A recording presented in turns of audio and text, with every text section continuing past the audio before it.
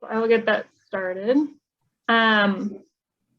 So thank you guys all for joining. Lindsay Dake is our 2022 Team Wisconsin, one of our 2022 Team Wisconsin bocce coaches. So she has graciously offered to help lead this training, just to kind of give an intro to bocce ball and answer any questions that anybody may have, talk a little bit about what to do at practice, and all the rules and stuff like that. So I'm going to go ahead and share the PowerPoint, and Lindsay, you can take it away. And I actually, oh wait, I should share my screen first. I will preface this with, I've actually never coached bocce in regards to the Special Olympics way. I just run adaptive, so I know the game, but I've also sat in some team Milwaukee practices, so I definitely have like an understanding. I guess I don't know the rules a whole lot, so we'll kind of learn them together, and maybe Nicole can put some interest into that. But yeah, and that's why I asked Michaela Harrison to join us as well. She's on the bowling sports resource team, so she was actually the one who wrote the bowling rules for this year, at least from adapting them from what Special Olympics has. I mean bocce, excuse me. She's also on the bowling SRT, so if you have any bowling questions, you can ask her that too. Okay, so Michaela, I can't see when I'm screen sharing, so if you could just keep an eye on the chat and stuff, that would be great. Yep, I can do that.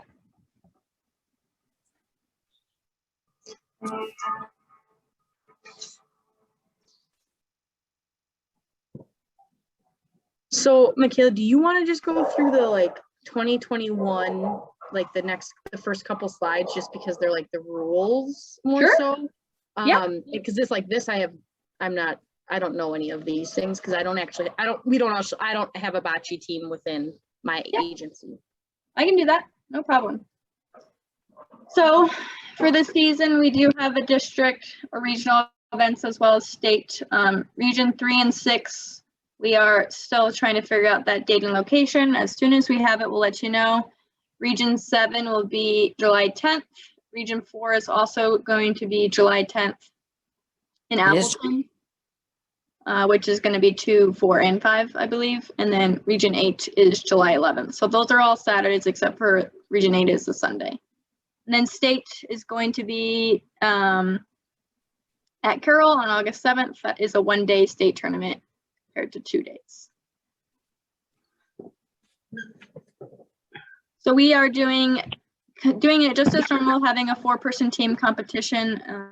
No doubles like we did in the fall for COVID, but we're going to try doing it just as like we normally do. We either do a traditional team or unified. Unified is still 4-person, but it's 2 athletes and 2 unified partners. And this can be pretty casual, so feel free to speak up throughout any of this if you have any questions. All right, so one of the rule changes this year was that the ball has to be only rolled. Like there's no throwing or like tossing, so they just want to make sure that people know that the ball will be rolled on the grass.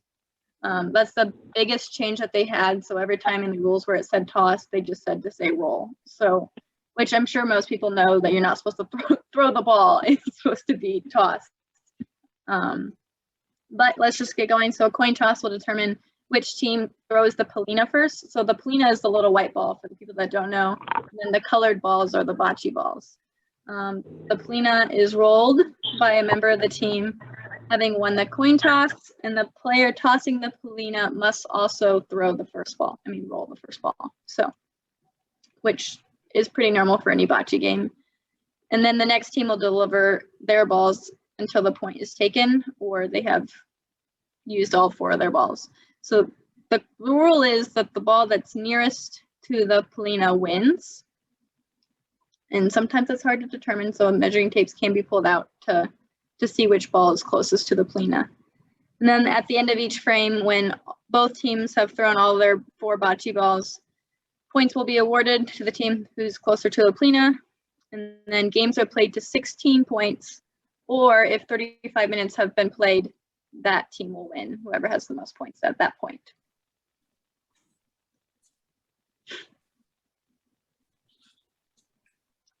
So yep, this year we're going to be doing some COVID adaptations just like we have been.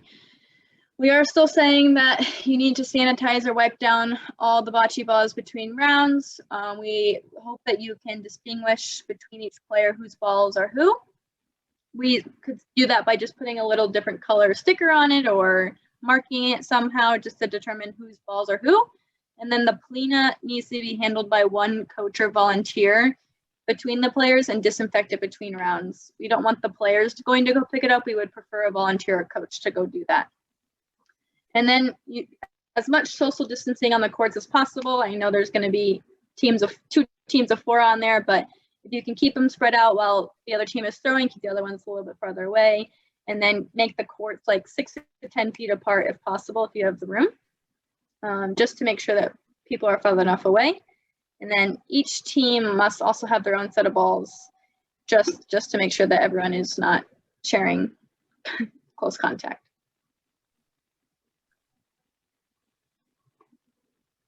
All right, fouls.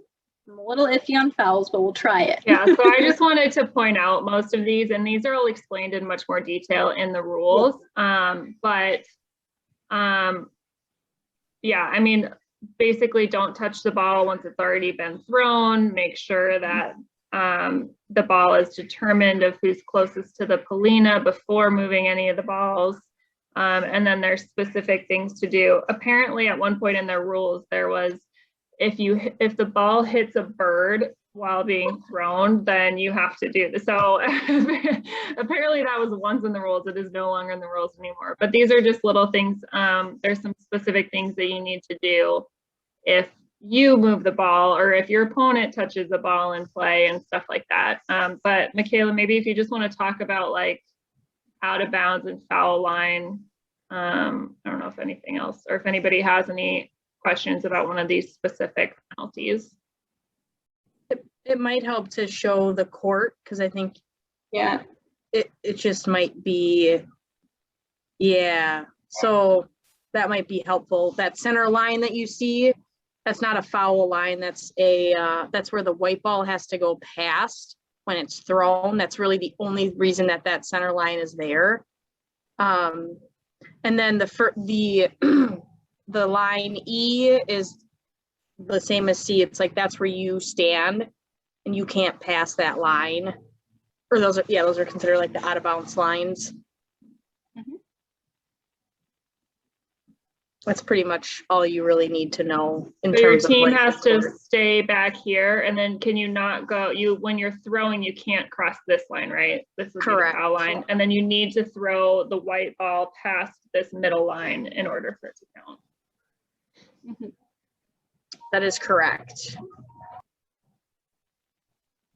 The last time we were at state, they started calling if you threw the ball beyond the center line and then past the 10-foot in line where you normally throw from, they were calling those out of bounds. But you can throw all the way to the end of the court when you're doing your bocce ball, right? So you're delivering from, let's say, line E, you're throwing your ball and it rolls past line C. That is still in bounds, right? Oh. I believe that is considered out of bounds. Yeah, I think so too. Michaela, do you mind pulling up the rules and double checking? I remember reading something about that, but I cannot remember exactly. The Polina can't go past the C. Like if you're throwing from C, the Polina can't go past E. It has to stay between D and E. But if you're throwing like just a normal ball, that is still in bounds via E. Okay, so the dash, perfect. So the dash lines are the center. If you're standing here, go down, Nicole. Go down to the actual solid. If you're standing there, your ball the white ball has to go past this center line, but can't go past the top C line. Yeah. Right. But in the play of balls, all of the line, then the foul line is only the solid. I think it's actually the solid line is the marker. Yeah, that's the foul line. So say you're throwing from box E, if it goes past the foul line of like box C, then it would be considered out. So like let's say a ball falls just right on the other side of D. they can still land between D and E and be counted in. The dash lines are more for the white Yeah. Polina ball Yeah. in regards to throwing it too far or not throwing it far enough. Mm-hmm. Does that make Great. sense for everybody? I know it's a little bit different because normally in bocce ball, you have like a little court and you can throw the white ball wherever. It doesn't matter how far or how short. But in Special Olympics, you have to throw it a certain distance, but can't throw it too far.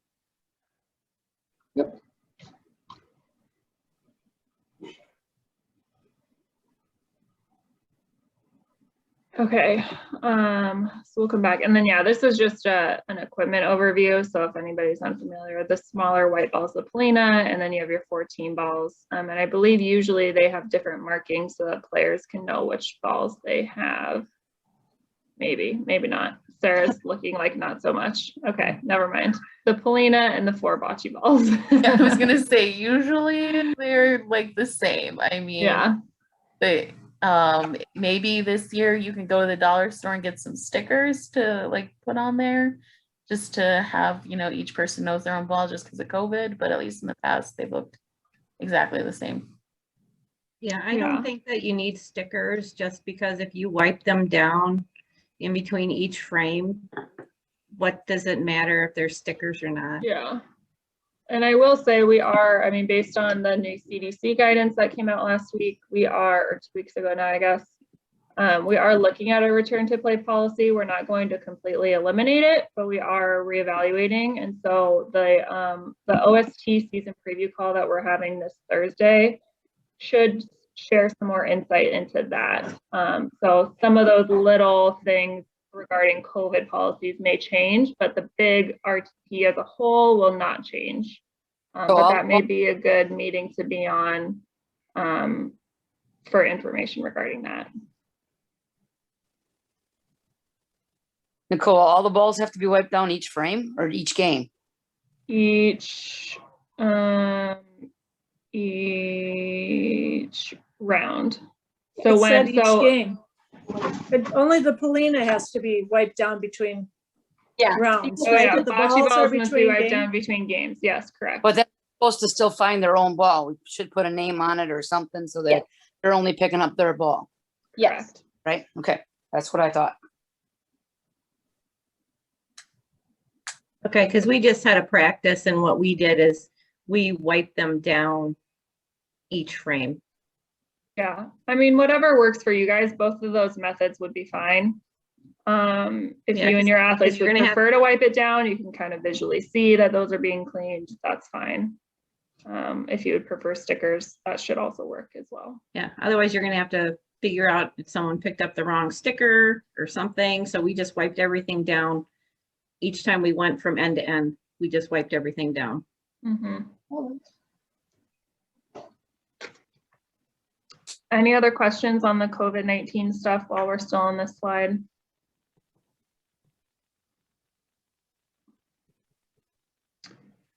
Okay.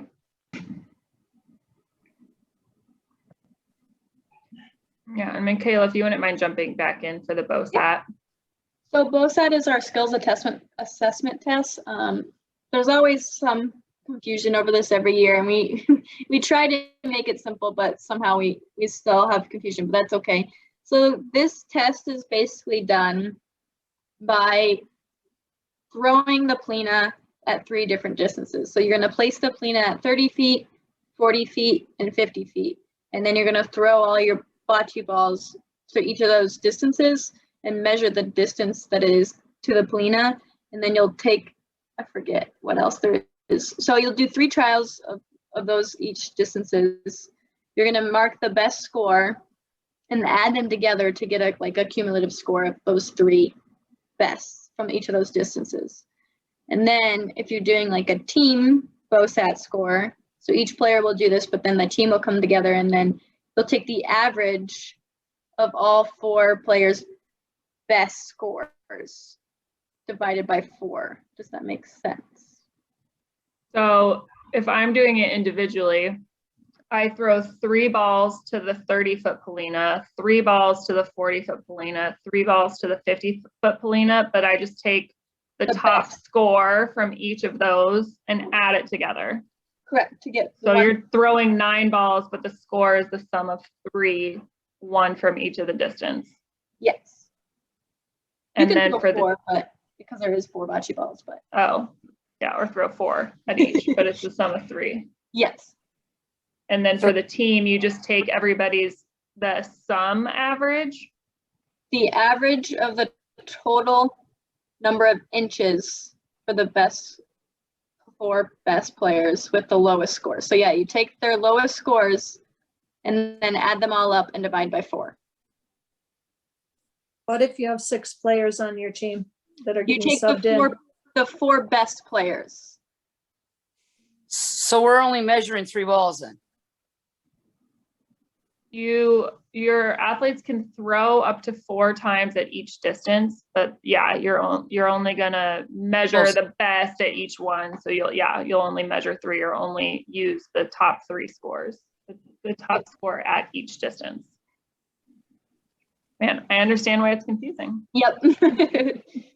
And if it's not done properly, I mean, we'll work with you on Yeah, it. or if you have any questions while you're preparing to take the BOSAT scores. But so BOSATs do need to be turned in addition to 2 qualifying game scores Yes. for every single athlete that you're registering, Mhm.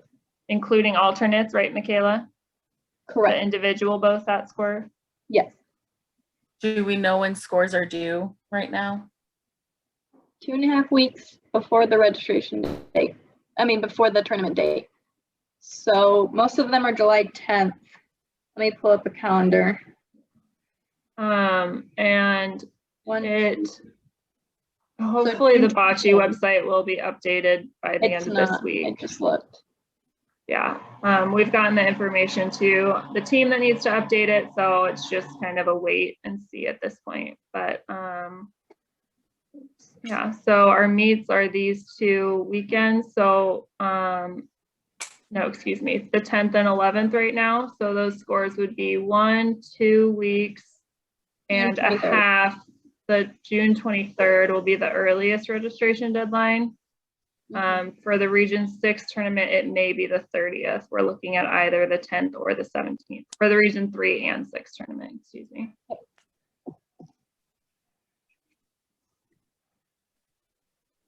So one other, Go ahead. the qualifying games, are they gonna have to be with another agency again, or are we just doing it amongst ourselves? We are requiring for now as for one of the 2 games to be played against another agency. And I don't know if, I sent out a list of the other Region 6 teams competing. I don't know if other regional athletic directors have done that yet, but we can talk about that internally and make sure all the ADs send out a list of the agencies participating in their area so that you know who to contact for that. And I know some people are still deciding if they want to, at least in Region 3, deciding if they want to do bocce. I know they have to decide soon, but.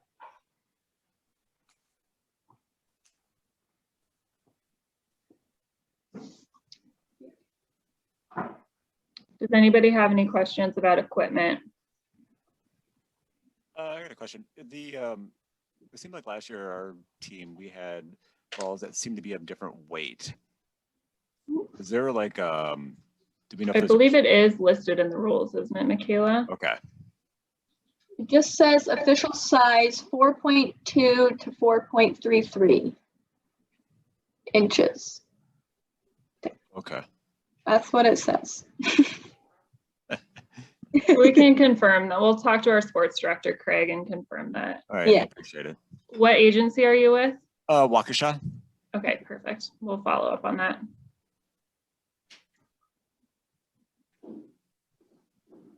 And I believe at most tournaments we provide some bocce balls. At least at the 3-6 we do.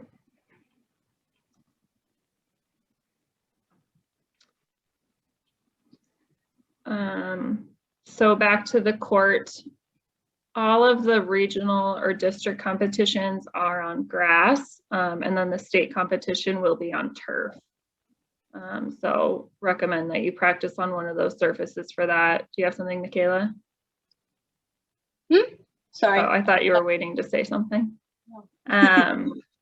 And then if possible, these boundary lines should be permanent. I know some agencies that go to a regular venue for practice are allowed to paint on the field.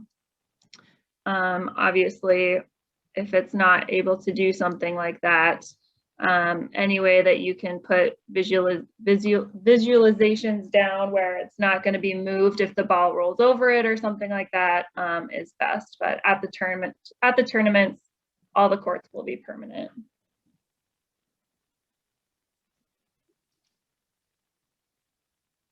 Any other questions about the court or setup? Awesome. And then Lindsay, if you want to take over this part.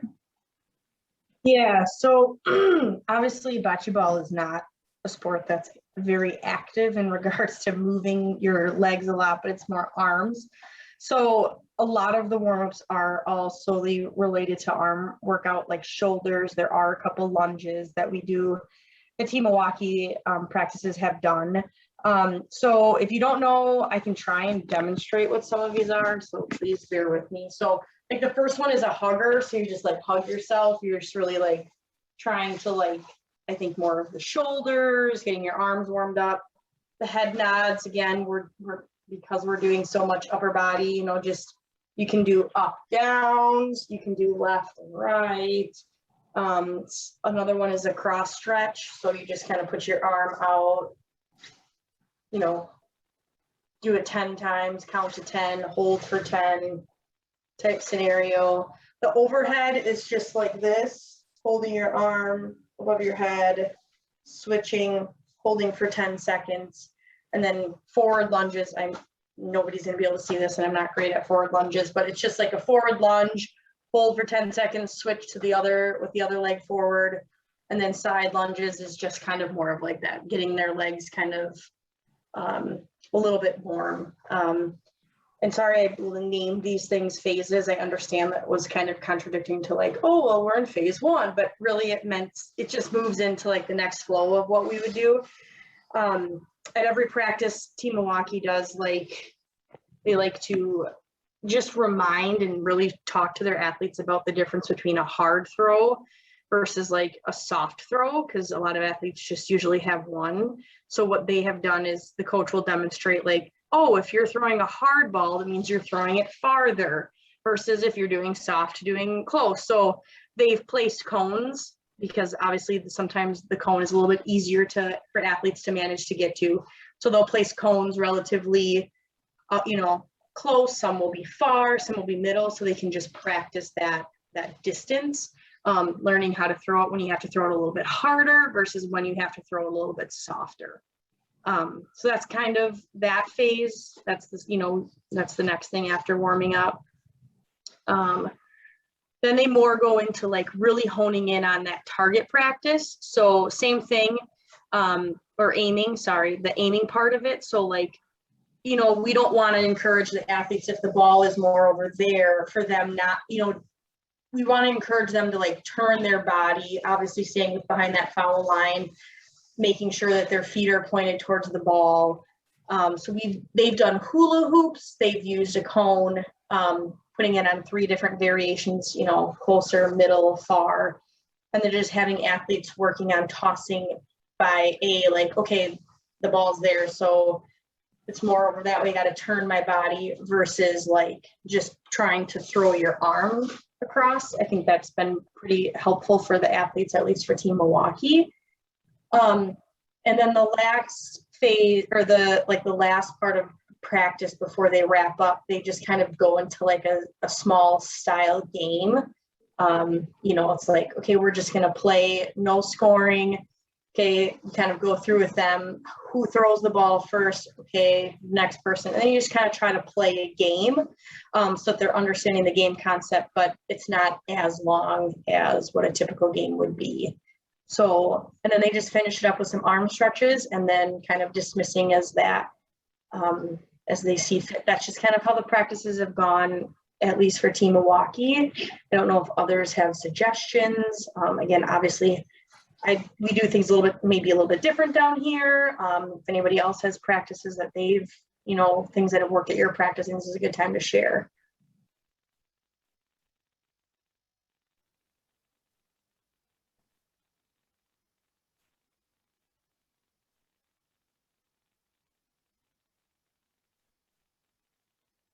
I guess one thing that I have is I always have to remind the athletes to, when they're rolling the ball, actually roll it towards the Polina, not all the other balls on the court. Because they Well, tend to that's a good try to reminder. throw the same as the athlete that went before them, that they throw closest to the Polina, not all the other balls that are on the court. You know, because we have some that can roll it pretty far, and other ones are really short. So then you ended up with a whole bunch of short ones because they're just mimicking what they just saw. So That's really good to say in practice, because at the competitions there is no coaching allowed. So if you remind them at practice, then hopefully they'll remember, because you can't say that at the competition. So I guess also for us where we're at, like sometimes the grass is pretty tall or it ends up in a spot where they can't see it. Using to like point towards it. And then we have an athlete that's visually impaired. So we'll put like either the paddle or the clipboard near it so she knows, and then we'll kind of say during like also, you know, pointing out to her. And then I guess usually for Dodge County, we do like a full, at least 1 or 2 full games and the 35 minutes and having them practice. So then they're used to what it's like at regionals and out, you know, outside and in the sun, and you don't get to sit down.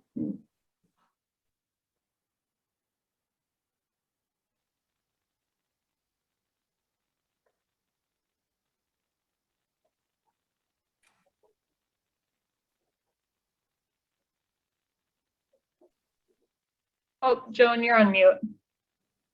I think you were unmuted and then you muted yourself Oh. to talk.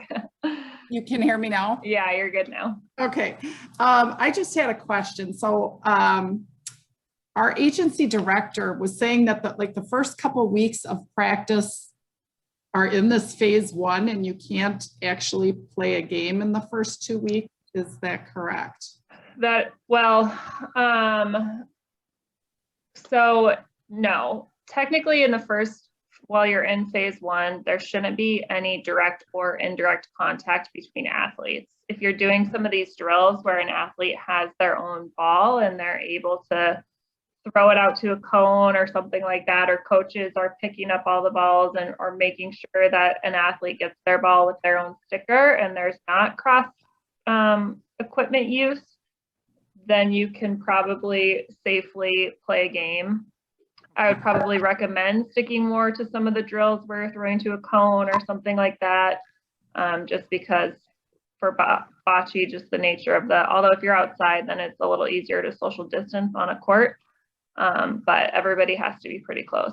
So that is the rule for phase 1, no indirect contact. So as long as you're making sure that athletes are really using their own ball, Okay. that should be fine. Okay, thank you. It's 25 people, right? For when you're outside? Yep. Yeah. So Caitlin, so that's been updated. It was updated a few weeks ago. So all the burden rate numbers and stuff are the same, but the updates for that for phase 1, the group sizes were adjusted. So for indoor competition, it's 15 people, including coaches. And for outdoor practices or competition in phase 1, it's 25. So that number jumped up pretty significantly for outdoor practices. And masks are still required, even though it's an outdoor practice. So.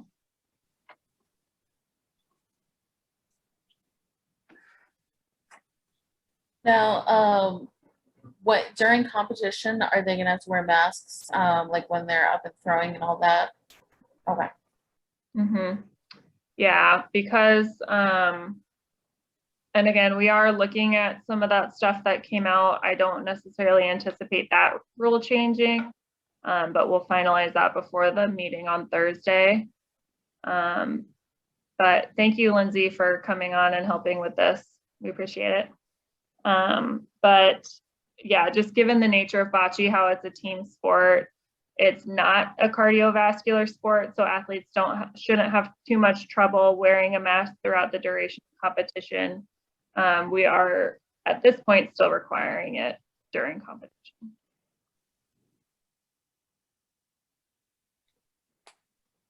And I guess to go along with competition, with transportation, are they going to be allowed to take a bus or anything like that, you know? Mm-hmm. Yep. Yeah. So in order to go to competition, you do have to petition to advance to phase 2. And at that point, even the indoor group sizes, I think, is up to 50, right, Michaela? So gathering in a bus should be fine. We just ask that they wear a mask while they're in a bus together. Okay, because obviously you can't social distance on a bus. Right. Yeah. Okay. So space out seats as much as possible, but we know that's not always possible. So just try to make sure everybody keeps their mask on.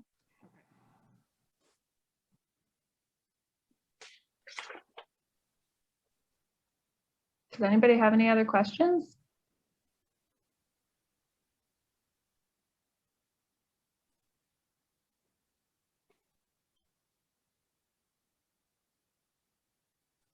I have one more tip from when we did our first practice. What we did is we took our spots that we used for basketball skills. And so at the end of the court, we put, 6 feet apart, 4 spots. So when the player throws, when they get done, they go to the end of the line and all the other ones just move up one. So that's how we moved them. And then we just had one of those reusable grocery bags. So we wiped all the balls down, stuck them in the bag. So we had like one person handling that, wiped them all down, took them back and placed them. So that's how we kind of ran our practice, and it seemed to go pretty smooth. So. Thanks, Brenda. I appreciate it. Has anybody else started practices yet? I was just about to ask that, because I was like, you were saying with this regional thing, you have to have your things turned in like 2 weeks prior. I'm like, man, I still have to get the team together. Yeah. We're still about a month out from registration, but man, that's sooner than I thought it was. So yeah, it happens fast. It sure does. Yeah.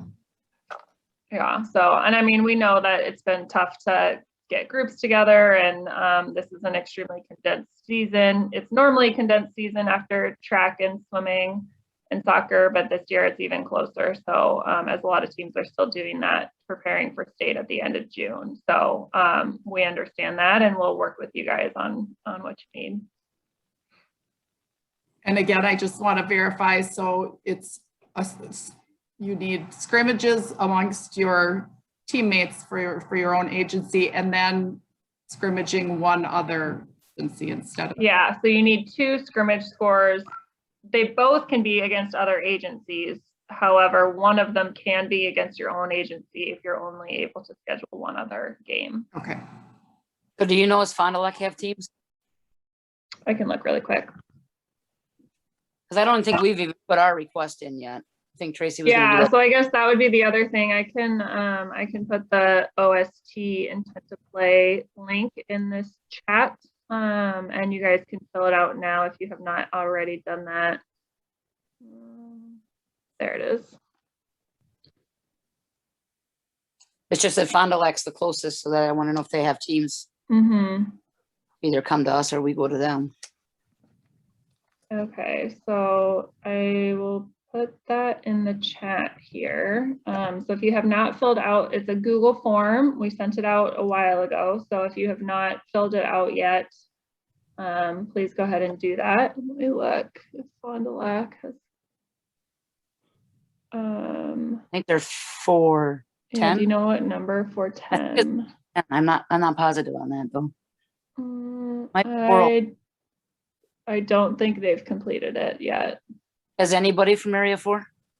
Yeah, No. 407, because Caitlin's here. Who's Appleton. So nobody from Region 4 has completed the intent to play form. However, there's only 47 responses, and we have many more agencies. So Kurt may have a better idea of who's Well, I know planning Tracy's, on competing, so I would recommend reaching out to him.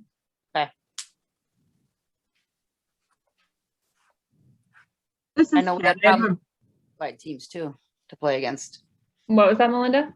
So we've had problems finding unified teams to play against too. Yeah. That is always an issue. I think last If time, you can't, Go this ahead. year, if you can't find anybody, if you just compete amongst yourselves for that, we completely understand. We're willing to work with you. We just need to know basically where your teams rank against each other. That'll help us too. But All right. we understand this year is a little different than normal years. Normal years, we would say like you really need to find someone, but this year I'm sure Kurt would be okay with. I'm okay for my tournament, so I think Kurt would be willing to. Did you have a question, Kat? Yeah, for the scrimmages, I saw Prairie du Chien wasn't competing, but if we still scrimmage them, does that still count, or does it have to be a team that's competing? That would be fine. Again, we know we kind of have a history of how good they are and stuff like that, so we can make that work. It's really the qualifying scores are really for us to help division and have quality competition. But to be honest, this year there's probably going to be so few teams it'll be tough to make it as high quality as normal. So yeah, that'll be fine, Kat, if you guys just want to scrimmage with them. Okay, thanks.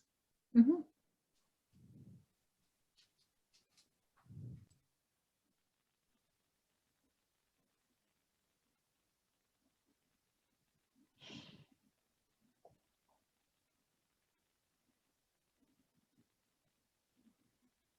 Awesome. Well, if nobody has any other questions, we don't need to keep you any longer. Let me just double check that was the last. Yep, Lindsay's practice plan was the last part of the PowerPoint. So if you're reading through the rules and have any follow-up questions, please don't hesitate to reach out to Michaela or myself or your regional athletic director, and we all should be able to help you figure anything out. And yeah, we hope to see you on Thursday night for the outdoor sports one. We'll be covering a lot more for the entire season. So, Did you say you were posting the PowerPoints on the website? we are not, but I can go ahead. If you guys just want to write your email in the chat, I can send it to your email addresses. I apologize, I don't have that. We didn't do a RSVP for this one, so I don't have a list. So if you just want to put it in there.